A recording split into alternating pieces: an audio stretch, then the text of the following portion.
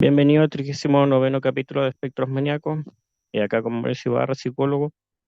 Bueno, hay un tema que he mencionado dos veces en dos capítulos respecto a la fijación de los hombres o algún hombre, no sé, con el tema de la prostitución, que es un tema que está ultra estudiado en psicología, pero claro, quería verlo desde el otro lado y claro, yo lo mencioné dos veces y estaba con la idea de verlo acá con alguien que sea como, tenga una experiencia como bien potente en términos bibliográficos y académicos respecto a esto y acá la encontré. Ujú. Con más de años, o sea, con más de 20 años de experiencia, autora de 5 libros, coautora de varios más, anfitriona de un canal de YouTube con más de 900 videos. Acá desde Madrid le damos la bienvenida a Virginia Baldomino. ¿Cómo estás, Virginia? Muy bien, muchas gracias, Mauricio. Pues bien, contenta de estar aquí y de poder conversar contigo de esas cuestiones que son que tantas personas en el mundo se preguntan, ¿no? Porque puesto que estamos hablando, fíjate, de la prostitución, el oficio más antiguo del mundo, ¿no? Es decir, por algo será también. Y bueno, y claro que hay factores psíquicos y cuestiones psíquicas, que es desde donde nosotros hablamos, ¿no? Desde el psicoanálisis, una aproximación psíquica a esas cuestiones que a tantas personas en el planeta Tierra ocupan o preocupan o hacen uso de ellas, ¿no?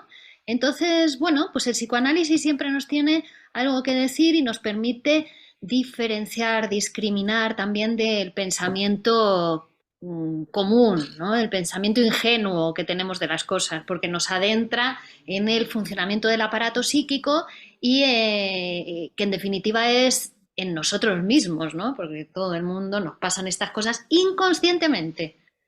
Entonces ahora si quieres pues ya vamos hablando de lo que está implicado, ¿no? En el tema.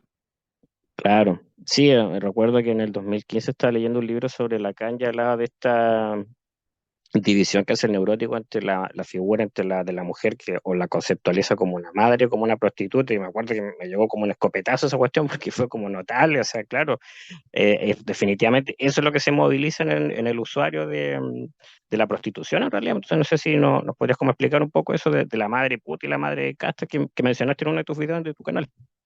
Sí, claro, porque, pero bueno, hay que decir que antes de Lacan ya Freud te explica esto, porque Lacan es un discípulo de Freud, ¿no? Ujú. Que fue Sigmund Freud, el padre del psicoanálisis, quien realmente nos descubrió los misterios de la mente y de cómo funciona la mente. El que nos habla de la importancia de la sexualidad para la vida psíquica y el que nos descubre la sexualidad infantil. Que Lacan, en definitiva, lo que hace es volver a Freud en un momento donde los psicoanalistas estaban desviados, estaban estudiando, se habían ido de Freud, alejado de Freud precisamente porque Freud nos habla de estas cosas que tanto nos afectan y que, claro, no nos gustan mucho, hiere a nuestro narcisismo humano, ¿no? Bueno, humano, infantil. Entonces Lacan dice, pero señores, ¿dónde se han ido ustedes? Se han ido a parar a Melanie Klein, se habían ido, ¿no? A la escuela inglesa y dicen, hay que volver a Freud. Entonces Lacan es un freudiano a tope, ¿no?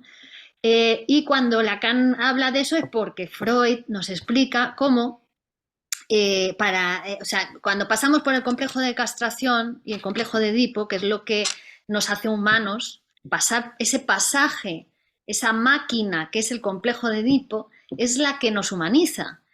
Es decir, cuando nacemos somos cachorros animales de una especie animal, que nunca vamos a dejar de ser una especie animal, porque nos tenemos que reproducir por sexuación, porque somos una especie mortal, y entonces tiene que haber macho hembra que se reproduzca para que la especie continúe, ¿no?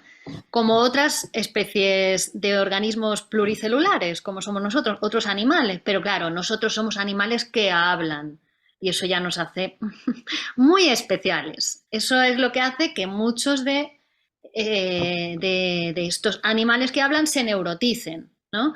O que haya que hacer un trabajo para no neurotizarse, mejor dicho, porque neuróticos todos somos neuróticos, pero unos más psicoanalizados que otros, ¿no? Esa es la diferencia.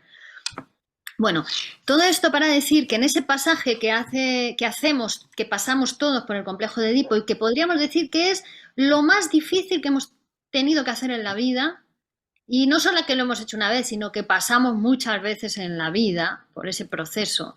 Cada vez que algo nos cuestiona, cada vez que algo nos incumbe personalmente, nos toca, nos hace temblar, es porque estamos pasando por el complejo de Edipo.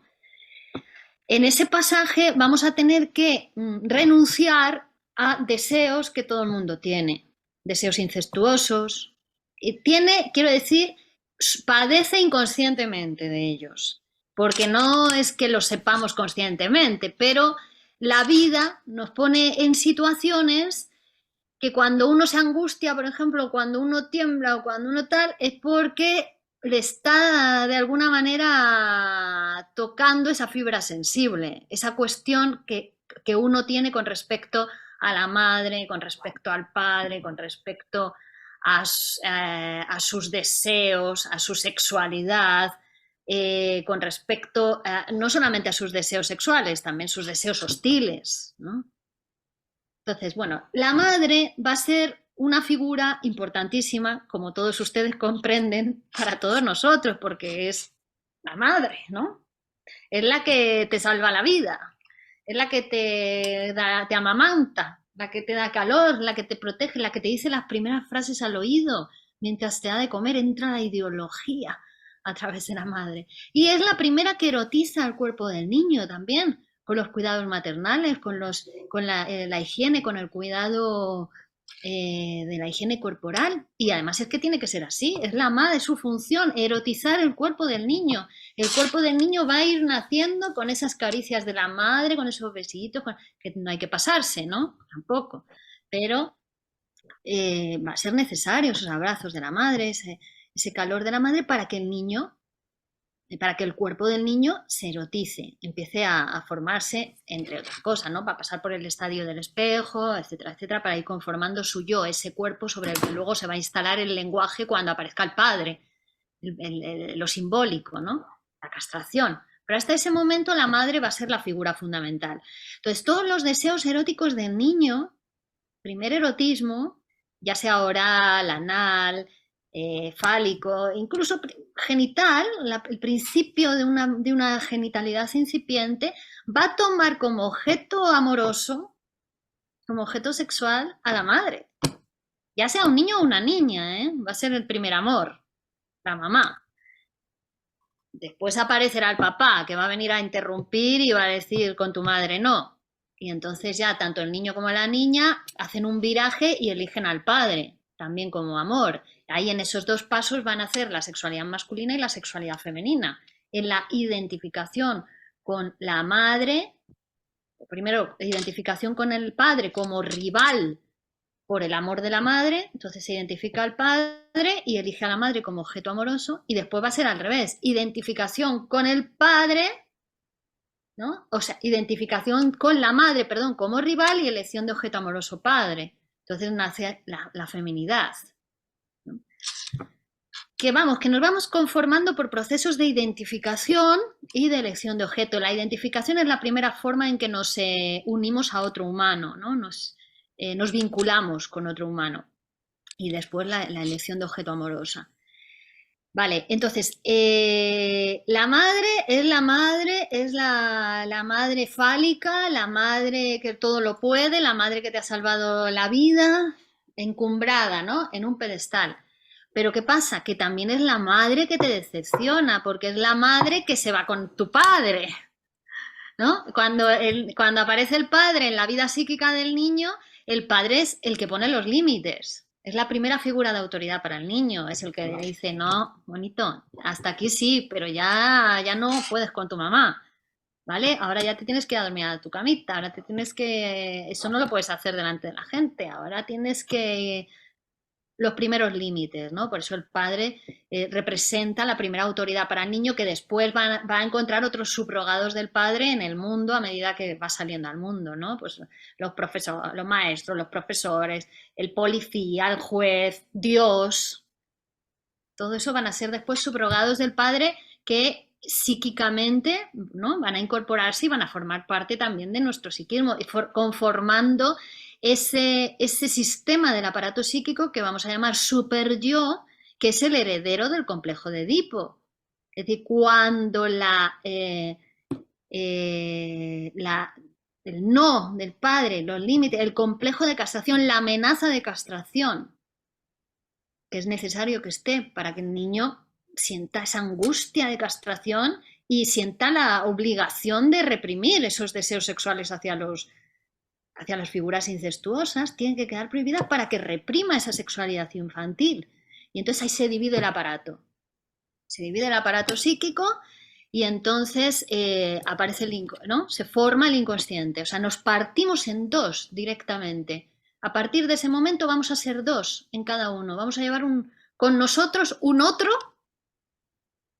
que no solamente convive con nosotros, sino que es el que manda en nosotros y que no conocemos. Que es inconocido para nosotros, pero es el que manda en nuestro aparato, ¿no? Y a partir de ese vamos con nuestro otro por ahí y a veces lo vemos en los otros, lo vemos reflejado, nos hacen de espejo, pero se lo atribuimos a los otros. No, yo no soy envidioso, yo no soy, ¿no? Cuando uno dice yo no soy, es no yo, pero mi otro yo sí, ¿no? Bueno, es complejo, para eso está el psicoanálisis personal de cada uno, para irse autoconociéndose y autotransformándose. Pero lo que quiero decir que a partir de ese momento esas figuras quedan inconscientemente, aunque uno tenga que reprimir esos deseos sexuales hacia los padres o esos deseos hostiles hacia los padres, porque también el niño desea en algún momento matar al padre para quedarse con la madre o matar a la madre para quedarse con el padre, ¿no? Son los dos sentimientos edípicos que hay que reprimir para poder salir al mundo, para poder tener mayores, para formar parte de una sociedad donde haya límites, ¿no? No vas a ir imponiéndote a los demás y esto es la ley de la selva. Eso era inicialmente en la época primitiva donde no había, ¿no? Las primeras hordas primitivas donde no había ley, pero luego la civilización humana ha ido forjando una ley que heredamos, o sea, que bueno, heredamos porque nacemos en un mundo hecho con esa ley, pero hay que conquistarla. Todo el mundo tiene que civilizarse, humanizarse. Entonces, cuando quedan esas figuras, reprimimos esas tendencias hacia los otros, pero en el inconsciente siguen existiendo. Entonces, está la madre virgen, la madre encumbrada, la madre todopoderosa, pero también está la madre puta. Está la madre que se fue con el padre y que me abandonó. Por eso Menasa decía siempre, no hay madre buena. ¿Pero por qué? Porque para el niño siempre está esa madre que lo ha defraudado porque se ha ido con el padre, ¿no? Y lo ha dejado y que encima hasta folla con el padre, ¿no? Y él le han mandado fuera de esa relación, le han sacado como tiene que ser, ¿no? Para que la humanidad siga progresando y para que el niño, a su vez, salga al mundo y pueda conformar otra familia, ¿no? Pero ¿qué pasa? Claro, la prostituta tiene ese poder de atracción y decíamos, es el primer oficio, ¿no? El primer oficio se dice, ¿no? La prostitución. ¿Por qué? Bueno, porque siempre existió, ¿no? Hay una fuerte atracción hacia la prostituta en esa cuestión de madre y puta, ¿no? Virgen y puta. Que además la prostituta viene a ser un subrogado de la madre porque es la que está con otros, ¿no? Con otros hombres, con otro hombre o con otros hombres. Hay esa cosa también de robársela a los otros hombres. En este sentido también hay un carácter que Freud describe de los hombres que llaman el amor a la prostituta, es decir, mujeres que sin ser prostitutas al hombre le resultan muy atractivas a este tipo de hombres porque es como un carácter generalizado, o sea que se ven muchos hombres, pero donde solamente se enamoran de aquellas mujeres o que están comprometidas con otros hombres, que tienen marido, que tienen novio. Cuando dejan de tenerlo, a ellos ya no les interesa, ¿no? Son mujeres que tienen que estar comprometidas para poder despertar el deseo de ellas. O que hagan un trabajo, a veces es porque ellos la tienen degradada, ¿no? Tienen que ser mujeres trabajadoras, por ejemplo, ¿no? Pero porque ellos consideran que si trabajan es que son unas prostitutas, ¿no? Venden su tiempo por dinero en ese sentido, pero que son esas mujeres las que les despiertan su deseo y si no cumplen esa condición de estar comprometidas o de vender su tiempo, tal, ya a ellos no les interesa, ¿no? Es decir, que está en la elección de la prostituta, está, por una parte, la elección de la madre, también tampoco es casual ni banal que muchas prostitutas dicen que con sus clientes lo que hacen es escucharles, ¿no? Que muchas ni siquiera a veces tienen relaciones genitales con ellos, pero muchísimas dicen, o con algunos clientes que lo único que hacen es escucharles, hablar con ellos, ¿no? Es un poco esa figura maternal. Vienen a ejemplificar o a condensar en una sola figura lo que sería la madre y lo que sería la puta. O sea, en definitiva, lo que viene a ser la madre en el aparato psíquico, esa división psíquica de la representación materna en el aparato. Esto en cuanto a lo psíquico. Después ya están las cuestiones sociales, las cuestiones laborales sobre la prostitución, que son otra cosa, ¿no?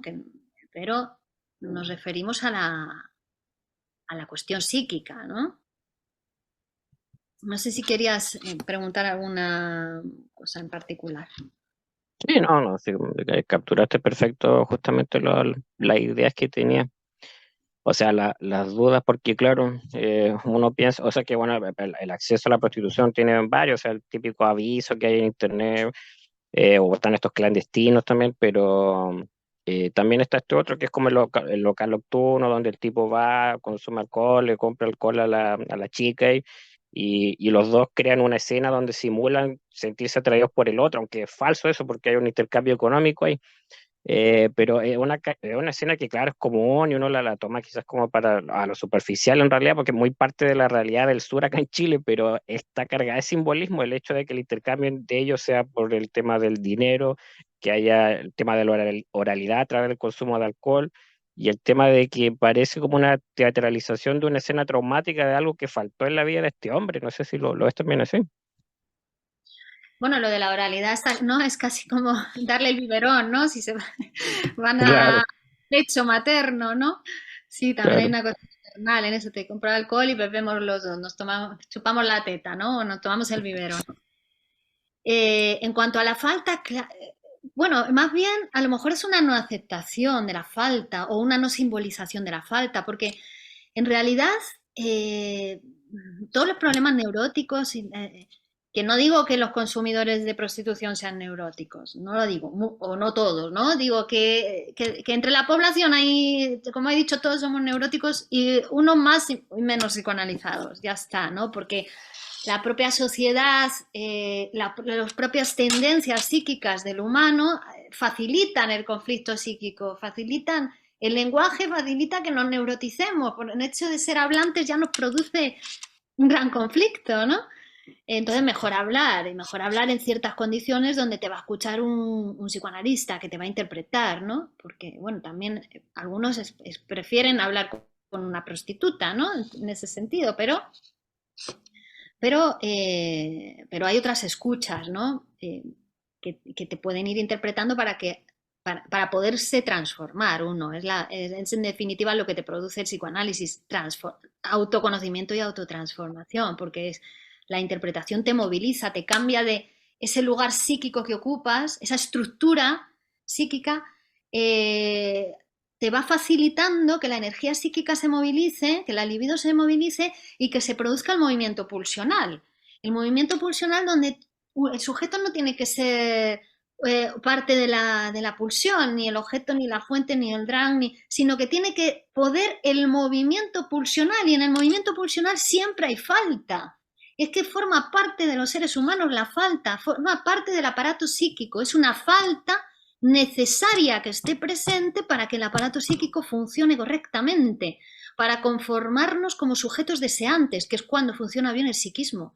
Cuando somos sujetos del deseo, nos aceptamos mortales, nos aceptamos hablantes, nos aceptamos que necesitamos de otros, que tenemos inconsciente y el inconsciente está entre las personas, no está en uno como se cree, ¿no?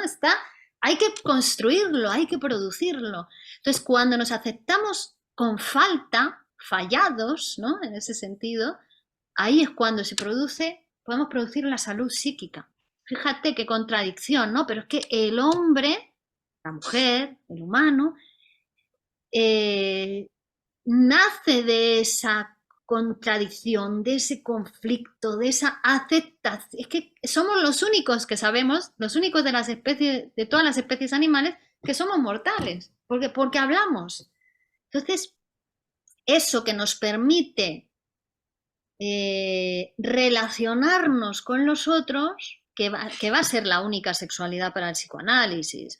Para el psicoanálisis, sexual es todo aquello tocado por la palabra. Esto también es muy interesante, porque la genitalidad es solo una parte de la sexualidad, pero esa dramatización que tú me dices, que va el cliente, que compran el alcohol, que intercambian el alcohol por el dinero, que beben, que... Fíjate si todo eso no es sexual, todo eso forma parte de esa sexualidad de ese hombre, ¿no? Porque claro, también cuando paga, también es una forma de decir, tú eres la prostituta, tú eres la que trabaja y yo soy el que traigo mi sexualidad y lo que se va a jugar aquí es mi sexualidad, no cualquier otra. Digamos que la prostituta también en ese lugar, cuando cobra, es como para decir, vale, yo, o sea, acepto que yo soy la prostituta y que lo que se va a poner en juego aquí es tu sexualidad, no la mía. Ella ocupa una función también, ¿no? En eso es similar al psicoanalista o a cualquier otro trabajador. Cuando tú estás en posición de trabajo en tu función, te pagan ¿para qué? Para que tú ahí anules tu vida. Tú no vives, esa no es tu vida, ocupas una función y durante el tiempo de trabajo, que para eso te pagan, es para que tú no vivas ahí, renuncias a tu vida para trabajar, ¿no?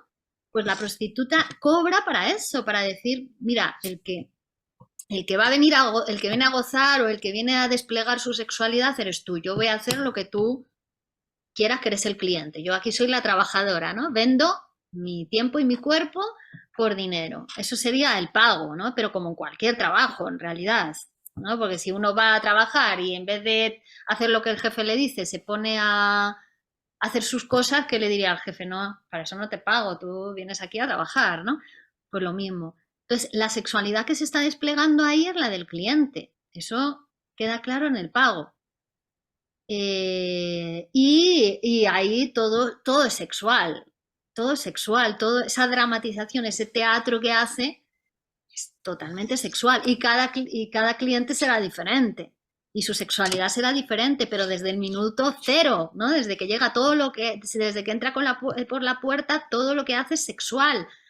No solo lo genital, ¿no? Eso es muy interesante del psicoanálisis también. Sexual es todo aquello tocado por la palabra. Cómo se mueve, cómo hace, que si le gusta esto, que si le gusta aquello, que si chupa la botella, que si no la chupa, que si que bebe, que no. Todo, ¿no? ¿Cómo se lo da a ella? Hasta que llegan a lo genital, si es que llegan, porque, como te digo, muchas prostitutas dicen que ni siquiera llegan a lo genital. Es decir, ahí se ve perfectamente, ¿no? Cómo lo sexual va más allá de lo genital, que es lo que siempre Freud explicó a lo largo de desde la interpretación de los sueños, cuando nos dice que los sueños son realizaciones disfrazadas de deseos sexuales infantiles y reprimidos. Fíjate, en los sueños ya nos está diciendo que es sexual, que luego a Freud se le ha malinterpretado y le han dicho que todo era sexualidad, pansexualismo.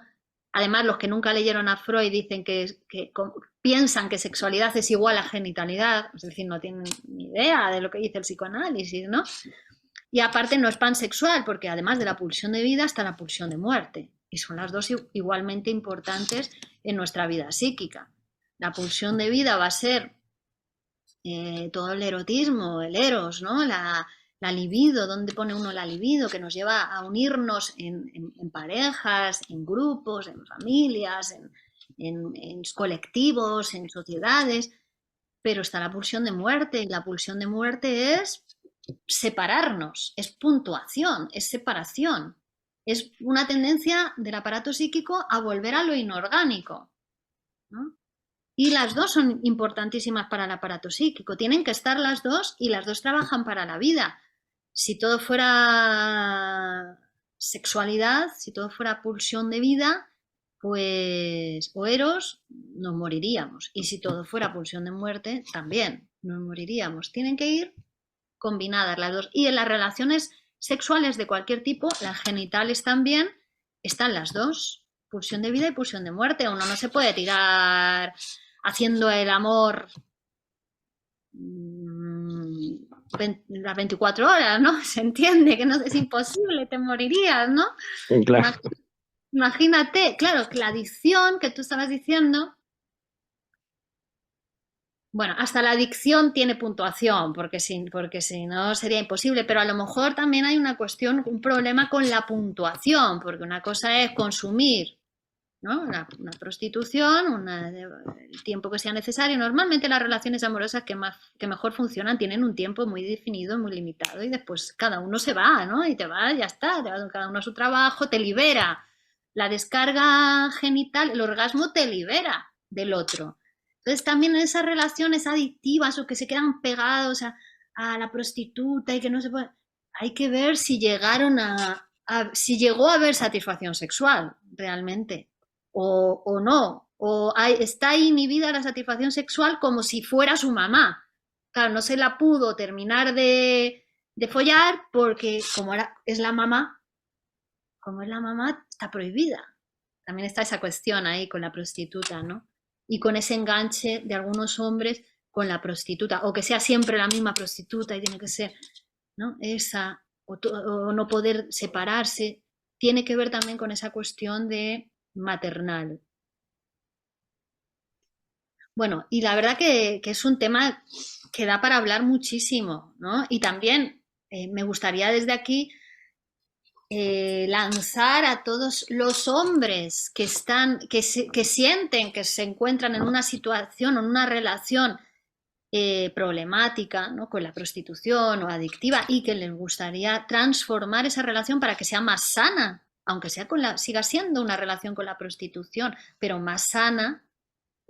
Bueno, pues que el psicoanálisis es una herramienta que está a disposición de todo el mundo que lo desee puede psicoanalizarse y le va a permitir producir su deseo de una manera sana, reducir aquellas cuestiones que sean patológicas en su manera de desear o de gozar, que le puedan estar generando algún daño a su salud psíquica o física y también que le va a permitir relacionarse de manera más saludable con los demás, ¿no? Con sus parteners sexuales o incluso sumar, ampliar, tener más parteners, tener más relaciones o diferentes tipos de relaciones también con las personas, ¿no?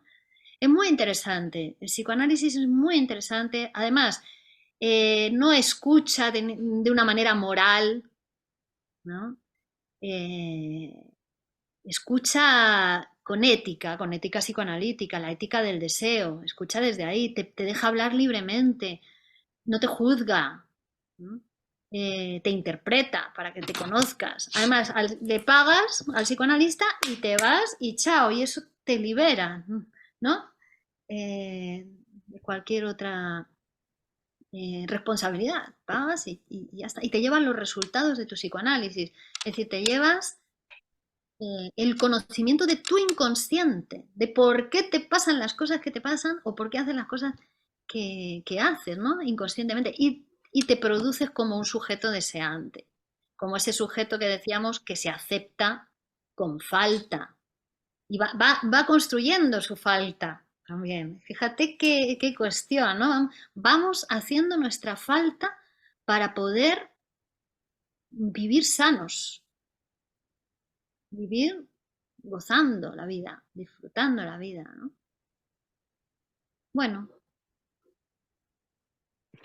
Sí, no, sin duda me imagino que es invaluable ese llamado que hace a la salud mental. O sea, claro, igual de repente me dirijo al público masculino y le digo que vayan a terapia, si no quieren atenderse conmigo, atiéndanse con una colega mujer, sí, pero vayan a terapia, si de repente a lo mejor el encuentro con otro hombre resulta medio amenazante, a lo mejor por algún tema con la figura paterna, entonces, pero por último, vayan con una psicóloga, pero vayan a terapia, si el asunto es que está claro que ya el refugiarse en el alcohol y en la cocaína que se disparó acá en Chile, está claro que no es en absoluto la solución. Entonces, la terapia sí es una buena posibilidad. Ujú. claro, claro.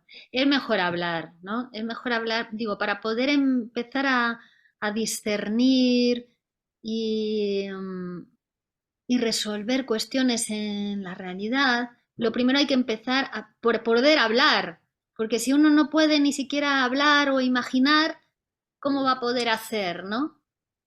Digo, es la única manera de ir trazando un camino, un proyecto, otras posibilidades, sumar, sustituir. Es mejor hablar siempre.